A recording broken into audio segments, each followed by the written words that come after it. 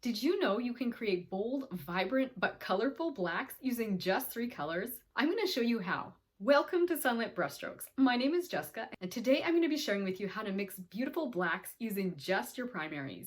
Then we'll take those blacks and paint this beautiful background that anyone can master. If you'd like to see how I do this entire painting from the beginning until the end, you can find that in my Etsy shop, and I'll include a link for that in the description below. Now let's go ahead and get started on this background. Let's go ahead and talk about making a nice, deep, rich black.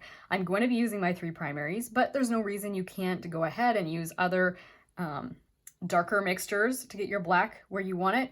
But I'm going to show you how to make a black from scratch. It can take a little bit of trial and error, but if you are wanting to know how to do that, this is a great opportunity to learn. So I will have my paper here for swatching. And I'm going to go ahead and sometimes when you want to make a lot of concentrated paint, a convenient thing to do is just come in with some fresh pigments. So I could put a little bit of fresh red, fresh yellow, and even fresh blue if I want to in these palettes so that I don't have to try and re-moisten anything, even though these are semi-moist. A great time to have fresh paint is if you do need to make a fair amount of concentrated, thick, dark color. So let's do that first. I'm going to quickly fill my well with a little bit of fresh paint.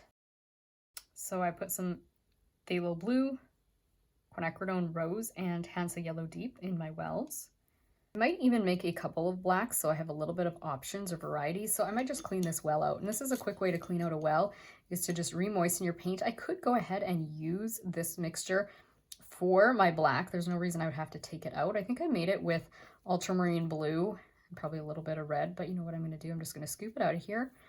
I put it sometimes if I have another dark mixture that I don't need, I'll just throw it in there and start from scratch just because I want to be able to show you how I'm starting from scratch. And also the ultramarine blue is granulating and sometimes I like that and sometimes I don't. So let's go ahead and what we're going to do actually in this case, I think I'm going to make one that's like a deep, dark, rich purple. And usually I would start with a lighter color first, but because the blue is the closest to the black, I'm just going to go ahead and just get that blue in this well, and then I'm going to be adding some of my quinacridone rose, and then finally just enough yellow to neutralize it so we get a nice kind of purple color. And you know what? I think we need a fair amount of this, so let's just glob it in there and add just enough water. You can get a little bit more water because this blue is so concentrated. I'm just going to go straight into my fresh rose. If I need clean color, I do put fresh paint in my palette as well. This is not the best way to do it. I just don't feel like washing my brush. I should probably get another brush on the go, right? So let's do that. I'm gonna quit dipping my dirty brush into that pink or the rose. I'm liking this color and it's very, very concentrated. I don't have that much water in here. I have a lot of paint. Let's get 2 brushes though, so that I can try and keep this rosy color kind of clean. So I'll take some of that off and scoop it into there. I feel like I probably don't even have enough for the whole background yet. Like this is concentrated, but I feel like I'll run out. So yes, I've got a lot here, but I have a feeling I'll need more. But if I get 2 colors, 2 blacks, I'll be okay. You can see this probably does look black in the screen, but I can tell it's a dark purple. You can probably maybe tell from the edges of my well here. And to make a black, you really just need the 3 primaries, and a lot of it is going to be using the blue and the red to make a deep, deep purple, and then adding just enough yellow to neutralize things. Yellow is the opposite color on the color wheel of purple, and it does neutralize your purple to make a black. I'll just show you the color wheel for a minute here. So when you mix one color that's across the color wheel from another, you will neutralize those 2 colors and cancel them out. I also have a color wheel here where I talk about neutralizing color and how to cancel colors out by adding more of the complementary color or the color that's across the color wheel. And here I've got the nice neutral mixture, which is black. But really the easiest way to go about making a black is just get your purple and then start neutralizing it with yellow. So this is kind of the way I tend to think about making a black, is make purple, add enough yellow to get it to kind of go into the black side. Again, this color wheel has all 12 colors, the primary, secondary, and tertiary colors, but same idea, the yellow and the purple are across from each other. So let's see what we get when we mix this yellow in here, because it's going to kind of cancel the intensity of the purple out a little bit. I should have showed you what my purple looked like on here before I mixed the yellow in, but it's okay. We've got a very dark dark mixture here, and that's what I want. It looks black, and I'm going to be making more than one. This is still on the purple side. Let's see exactly what we have. And sometimes to see what you have, you can add water, but really, because we're just working with such a black background, don't even have to add water, but you can see that looks pretty black, right? If I add a little bit of water, so let's just dip a clean brush in here. I think this is clean. You can see it is kind of a bluish, kind of indigo color, and there's no reason you couldn't start out with your mixture by making something more, or having something that's more of an indigo. But I don't mind that color. I think what I want to do is make another kind of blackish color that's a little bit more black, if you will, but I don't mind that as one of my blacks. So I'm going to make a second black over here, and I'll be using the exact same colors, but this time I'm thinking to have a little bit more red and a little bit more yellow, because you could say this one is leaning towards the blue, right? So let's make this one less leaning to the blue. I have a lot of blue here still, a lot. And you can see I'm dipping into my water, which is getting pretty dirty, and trying to like almost clean my brush off by rubbing it against the side of my palette. You can tell it is very concentrated right now. What's on my brush is still very concentrated. See that? But let's take a clean brush and use it to dip into the yellow and the red. And I will take a fairly reasonable amount of red here. Just scrape it off on the side. You can mix it in a bit. It's just, yeah, these brushes are gonna, I feel such a shame to wash them because they're so, the pigment's so concentrated. And like I say, there's no reason you can't start with darker colors if you prefer. I tend to mix with my primaries, and so I do make my dark colors from primary colors, but you don't have to. You can choose a dark paint, and there are some nice ones out there. So I'm just showing you how to make a black if you want to make a black. I feel like I'm going to need more red yet, so be aware of that. I'm taking a larger amount of yellow this time, and we'll see what we get. But like I say, I think I'm going to want more red still. Although, if I get kind of a greenish black here, I wouldn't mind that either. So we'll see. Just mix this in. I'm using a nicer brush right now, which I prefer not to do. I prefer to use a rattier brush. This is gentle. You know, the palette is not rough, and the paint is not rough, but still, I generally like mixing with a cheaper brush. I can see I've got a greenish black here. I don't know if you can see that in the camera, but let me just show you here. This is what I've got. Can you see that? It's kind of got a hint of green. And when I take a clean brush with some water, you'll see that it's very greenish, which is okay. I think I'm leaning towards putting a little bit more red in there though, just for this particular painting. There's nothing wrong with using a black that's like that. I guess I'll just wash my brush. You can see how quickly my paint water is getting to be a real mess. But let's go ahead, take some more red, and this should pull us a little closer to more of a purple color again, but I think it will not be as blue. So let's see. We'll see what we get when we get this red going in here. You can see there's clearly a ton of paint and not a ton of water for this mixture. There's enough water to kind of make it work, but this is a very, very concentrated color mixture here. I feel like this is probably a more neutral black. It feels like it's a little more balanced, but let's just take a look. Yeah, that feels like it's a more balanced black. Let's add a little water so you can kind of see that better. Yeah, we got a really nice balanced black that time. And the reason I knew I needed to add red when this one looked green is, again, I'm going to show you my color wheel so you know how I make those decisions. If something is looking too green, as in this situation, here's our green. It was kind of a teal green, but you know, color in that range. You know you need to cross the color wheel and add whatever is across the color wheel to neutralize it. So anytime you're making a mixture and you want it to be very, very neutral and not leaning towards another color, you have to go, okay, what is this color looking too much like? And in this case, we could say it's a little too green. And that's why I cross the color wheel, go right across, and you can go, okay, we need more red or magenta color to kind of neutralize that greenishness. And so that's how that last bit of red just brought us into a nice neutral black. And hopefully we have enough here to paint our background. All right, so now we're gonna go in and do a wet on wet dark background. And I like the wet on wet because it's easier to control the water. When you do wet on wet, sometimes it can take 2 coats to get it dark enough. I do have some nice concentrated paint, but it still might require more than one coat. The other thing I'm going to do is work on this larger shape first, and I might even turn my paper around at times if I need to make it easier to get the whole thing done. I'm going to use a large brush to do my water, and I actually don't even mind if my water is a little tinted. It's very slightly tinted here, but I want to work very small or use the tip of my brush as I come into the little nooks and crannies. So I'm just going to go ahead and wet the whole thing.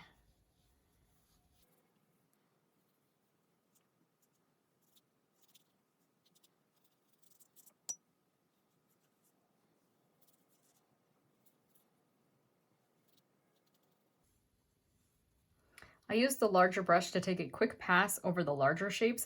I'm going to come in now and kind of just add a little bit more water and use the tip of my brush to kind of fine tune, come into these tiny sections and just let more water get on my larger shapes again so that I know I'm good and wet. That'll keep my paper wet for longer just to make sure it's good and saturated. So I'm just going to fine tune this, and I will move my paper, as I said, in whatever angle I need to feel like I've got some nice control here.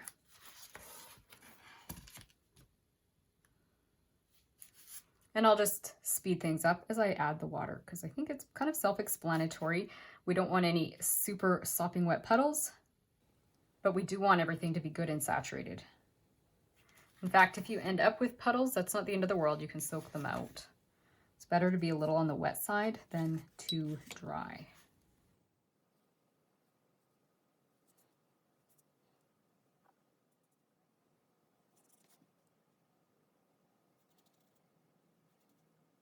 All right, so things are fully wet, and I'm going to come in. I'm going to use a larger brush to drop my paint in just because that's going to make the process faster. So I'm just going to drop my paint, and you can see it's kind of bleeding around beautifully. And I'll come back and forth between the two purple/black colors. Actually, maybe I'll go through and just drop some of this more vibrant one in a few places, and then I will come, or I should say more the purpley one, then I will come in and use the more black, neutral black, and fill in the rest. Just speed the process up. Just get that on there. So you can see I'm super concentrated. As you know, we made a very deep dark color. And you can see things are kind of getting watery over here. That's okay. We're going to get a nice blend of these two blacks. I'm going to come fine tune and come in here now with the more neutral black and do these details. So this nice big brush is making the process so much faster. And I'm using a nice fine tip. So this is the Artegria round number 12.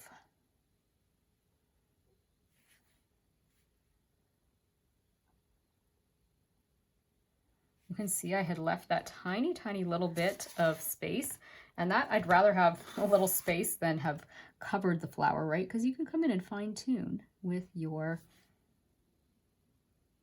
brush, the tip of your brush. So I will just kind of come around here.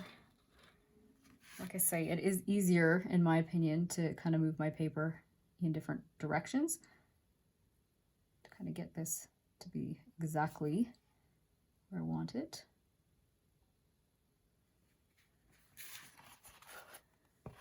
Let's try. I can try and try and keep it upright and just change my hand position. I'll try that so you guys don't have to get dizzy watching me.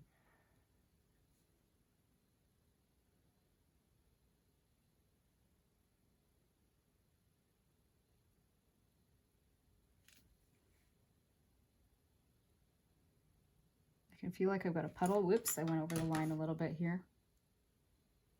I feel like I've got a puddle kind of forming, and if I feel like the puddles are getting a bit much, I can always just soak them out. Like, let's grab a damp brush here. I'm going to use the Simply Simmons, sorry, and just where I see puddles happening, I'm going to just soak it out a little bit because the excess water will end up making it less concentrated, less black, and more likely that we're going to need a second coat, which we might need anyways, but if we can get it dark enough that we're happy with it, we can get by with one coat. We'll just have to see.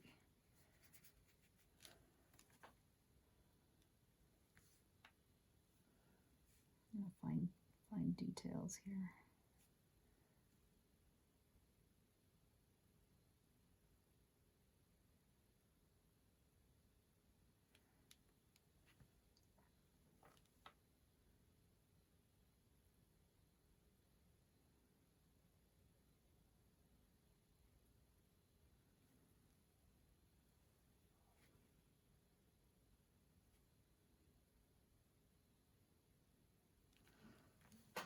All right, I'm having a little struggle trying to get in these details. I think I'm going to turn my page again because the angle is just getting awkward for me.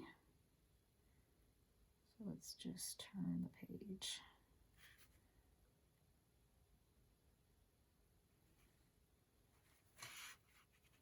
And I have to speed along here because I think some things are kind of almost starting to dry. So I have to keep moving. And that way I avoid funny lines. Sometimes if you move a little too slow, and that's why I'm using the big brush, it helps me move along fast enough. If I don't use a large enough brush, I can get kind of picky, which the shapes can get a little bit weird when you go too picky with this technique. But also it can end up drying faster and you just end up with those hard lines that come from drying that happens too quick. So I'm going to drop a little bit more of that purpley blue color into this side. See, I'm not as concentrated in some places. That's okay. We're just going to do our best, and if we need to, we can repeat the steps, mix a little bit more of the same blacks or similar blacks, and just add them as we need to.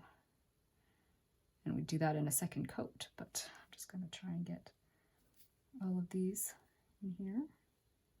It's really not much to this other than to say just kind of do your best, use a large brush, and kind of come into all the tiny little nooks and crannies with the tip of your brush. I need to be careful that I don't make my stem get too thin. Oh, I just painted the stem. Oh well, I can wipe that out later.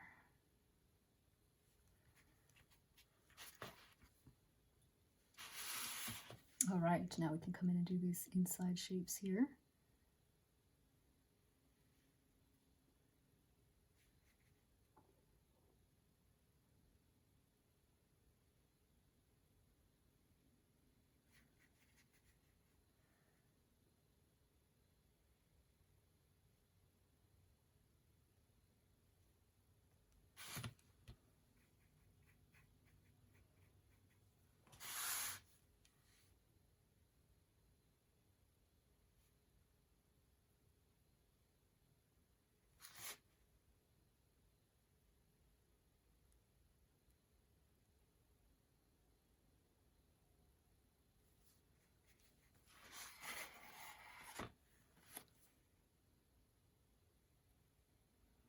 Fixing that stem. I'm much happier with this stem. This one I messed up, but that's okay. We'll come in and afterwards tweak things. Much happier with the way I was able to kind of get rid of some of that goofiness I had on this one.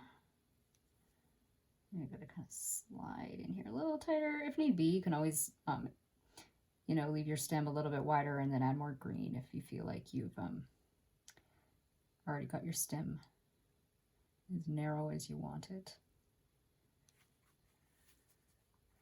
This brush, I'm really enjoying this big brush. I would say this is the secret to a good background, is having a bigger brush.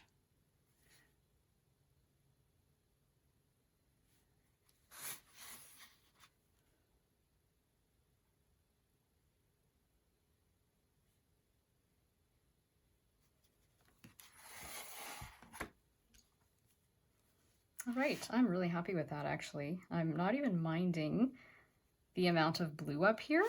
I'm actually kind of liking that, and I feel like it's actually just a nice, I don't know, just a nice level of darkness. We'll see as it dries. Like I say, sometimes as it dries, things change. I feel like things are wet enough. I can kind of keep manipulating them a little bit, like coming in and watching for any tiny little specks of white that I might have left, and I want to just kind of fill it in. Just come in and do that quickly. Be careful. If you distort your stem too much, you might not be happy. I see a few spots here. I'm just going to very, very gently come in with the tip of my brush. You can even use a smaller brush if you want to refine things. Maybe we can do that. Should we do that? This one's got a fine enough tip. I might be okay, but you can, there's no reason you couldn't very carefully take a smaller brush and refine things.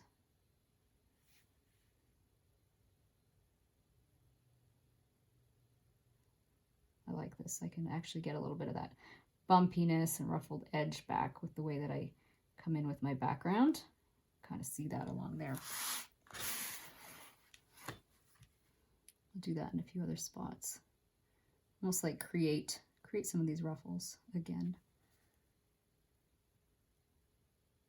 maybe you never got them quite how you wanted them in the first place. This is a good time to be able to do that. And yes, you can take artistic license. It doesn't have to exactly match the photo either.